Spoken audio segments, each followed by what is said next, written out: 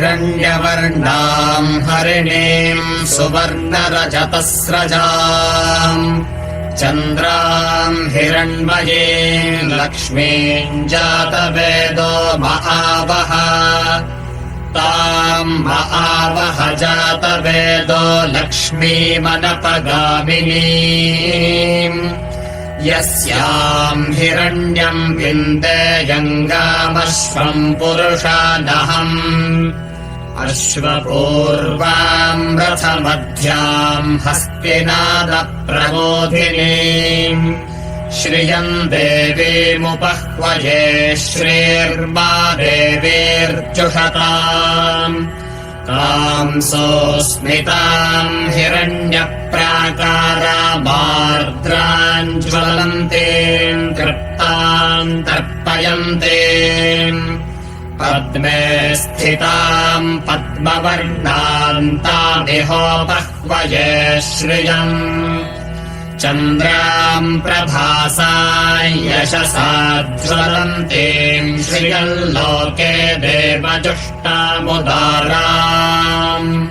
ताम् पद्मिनीम् शरणमहम् प्रपद्ये लक्ष्मीर्मे नश्यताम् त्वाम् वृणे आदित्यवर्णे तपसोऽधिजातो वनस्पतिस्तव वृक्षोऽथ बिल्वः तस्य फलानि तपसानुदन्तु मायान्तरायाश्च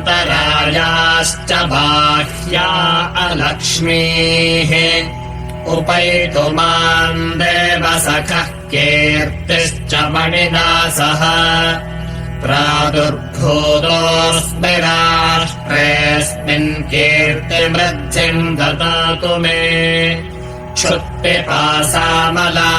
ज्येष्ठामलक्ष्मीर्नाशयाम्यहम् अभूतिमसमृद्धिम् च सर्वान् निर्मृद मे गृहात् गन्धद्वारान् दुराधर्षान् नित्यपुष्टाम् करेषिणीम् ईश्वरीम् सर्वभूतानाम् तामिहोपह्वये श्रियम् मनसः काममाकोतिम् वाचः सत्यमशीमहि पशूनाम् रूपमन्नस्य मयि श्रेश्रयताम् यशः कर्दमेन प्रजाभूता मयि सम्भव कर्दमा श्रियम् वासय मे कुले मातरम् पद्ममालिनीम् आपस्रजन्तु स्निग्धानि चिक्रीतवस मे गृहे निच देवीम् मातरम् श्रियम् वासय मे कुले आर्द्राम् पुष्करिणीम् पुष्टिम् पिङ्गलाम् पद्ममालिनीम्